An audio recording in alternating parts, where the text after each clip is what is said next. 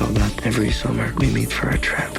Vacation has officially begun on Netflix. To best enjoy your trip, we suggest the following itinerary. I say we just wing it. Wing it. See where the wind takes us. From best-selling author Emily Henry Are you guys like a thing? Oh, no, we're just friends. Platonic travel companions. comes your next favorite rom-com. Who wants to go skinny dipping? Alex does. Vacation, Alex! I love it when you get weird. People We Meet on Vacation, now playing on Netflix. Rated PG-13. May be inappropriate for children under 13.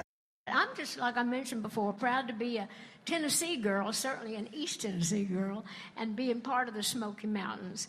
I'm the only person that ever left the Smoky Mountains and took them with her. That's one of my old boob jokes, yeah.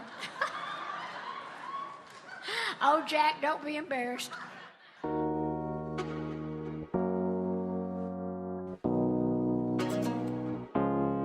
I'm Aislinn Green. This is Travel Tales by Afar. In every episode, we hear from a traveler about a trip that changed their life. Plus, this season, I'm sitting down with each storyteller to talk about life's big travel questions. Well, I'm not really sitting down with them because I'm recording all of this from my houseboat in Sausalito, but you know what I mean. This week, we have a very special, very sequined guest. Someone you may have heard of, Dolly Parton. Dolly is, of course, from Tennessee's Great Smoky Mountain region. It's the place that's inspired much of her life's work. It's the place she's written songs about, the place she goes to recharge and renew. And so she has spent much of her adult life giving back to the region. She's championed children's education there. She's raised money for wildlife and flood victims. And she has invested heavily in tourism in Pigeon Forge, Tennessee. There's her theme park, Dollywood, of course, which opened in 1986. And in 2015, she added her first resort called Dreammore. And hotels are actually the reason we're here today. Last week, Dolly unveiled her latest hotel, HeartSong Lodge Resort, 2 miles away from Dollywood in Pigeon Forge. Elaine Glusak, an award-winning travel journalist who writes for the New York Times and Afar, flew down for the press conference. And she also got to sit down with the Smoky Mountain songbird to talk about the hotel, what travel means to Dolly, and what's next for her tourism efforts. We'll hear the press conference that kicked off the hotel's opening. Then we'll hear Elaine's conversation with Dolly.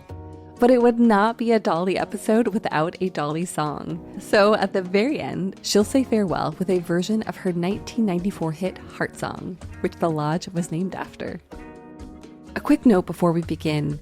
Elaine wasn't mic'd during the interview, so you may notice a little echo when she's talking, but Dolly is clear as a bell. So here's Dolly. Well, hello, everybody. Well, welcome to the HeartSong Lodge Resort and Lodge. How you liking it so far? Well, I want to welcome all of you. This is a special day for us. Of course, y'all probably been watching me. Oh, look at the girls in their little coat of many colors.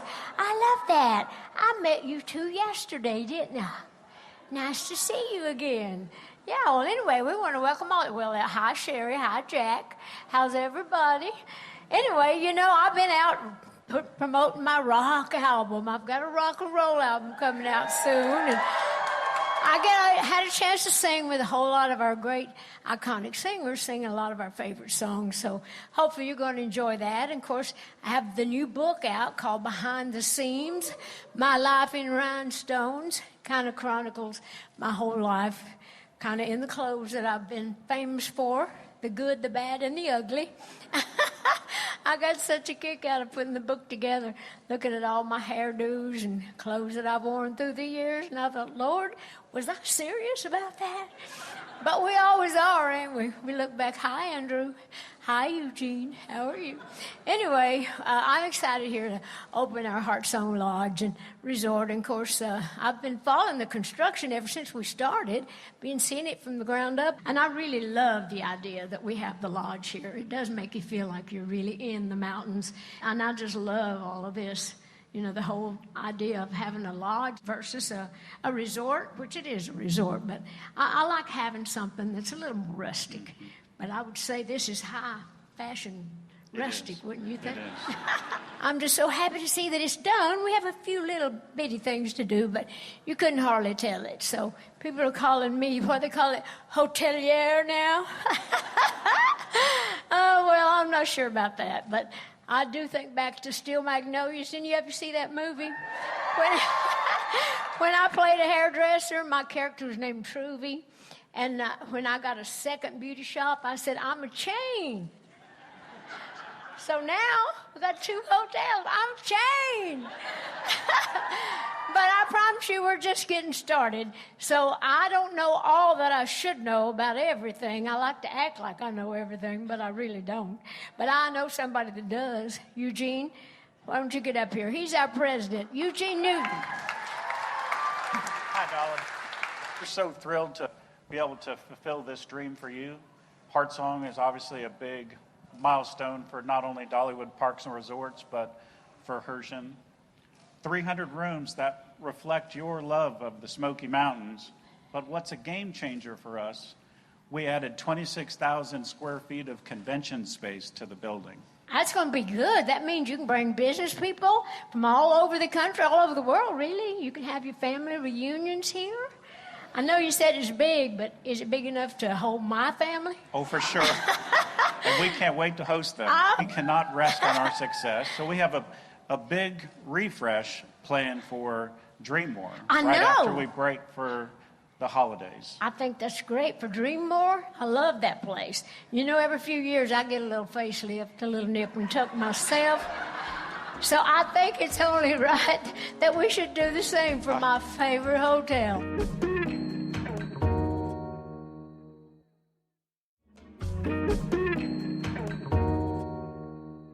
Dolly Parton, it's great to meet you.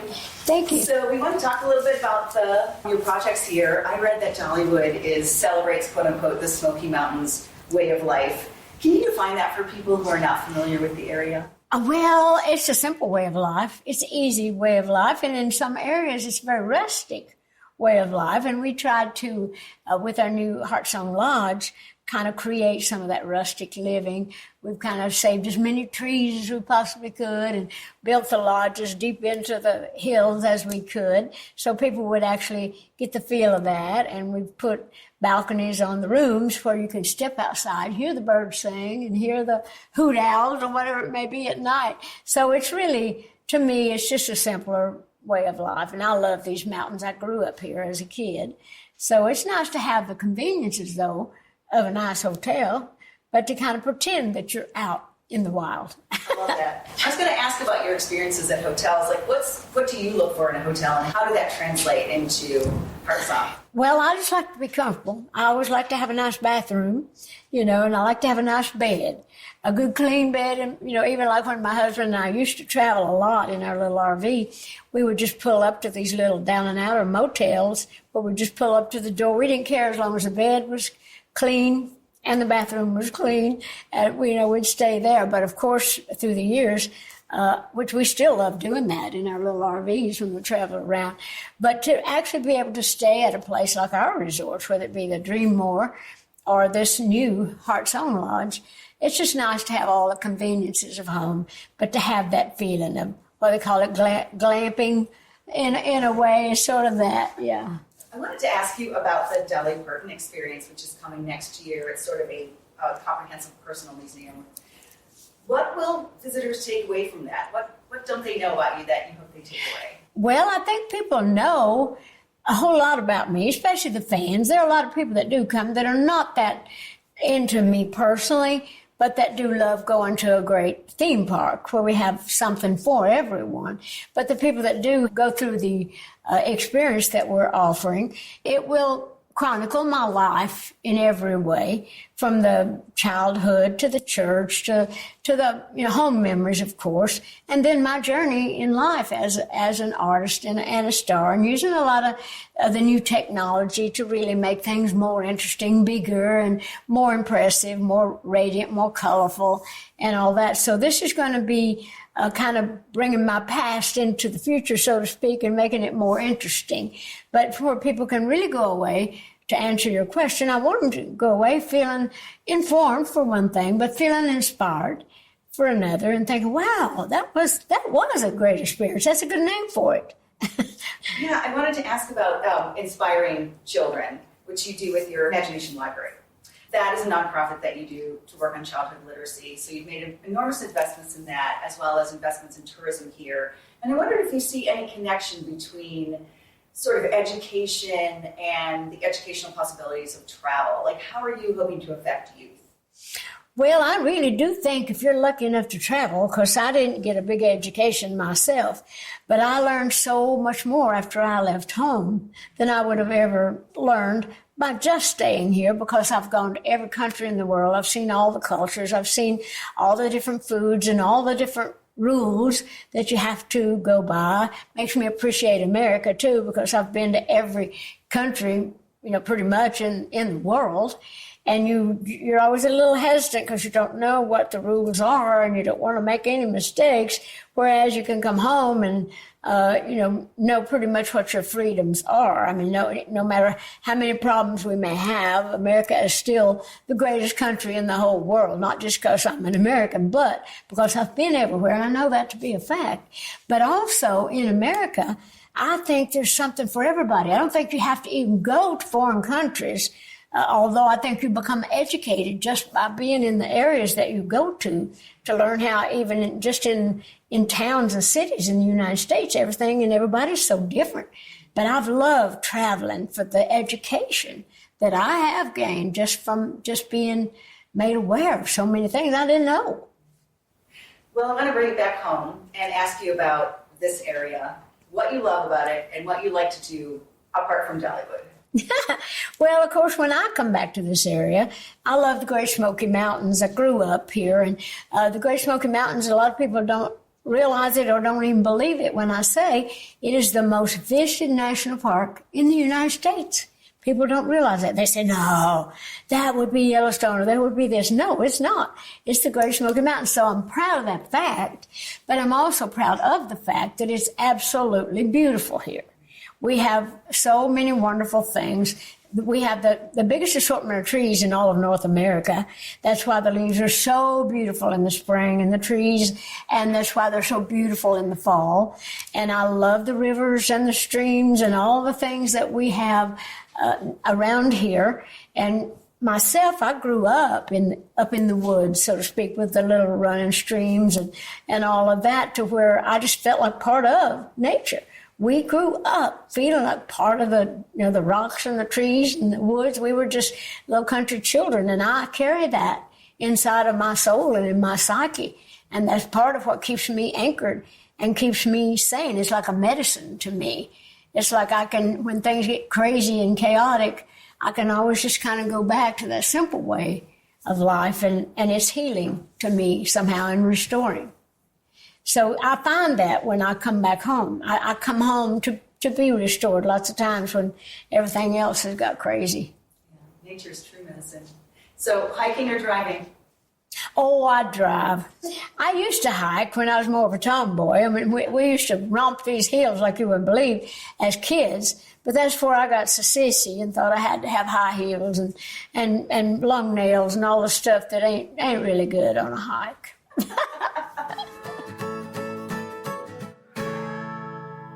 Why don't I sing a little song? I wrote a song. They name a lot of the stuff here after songs that I've written.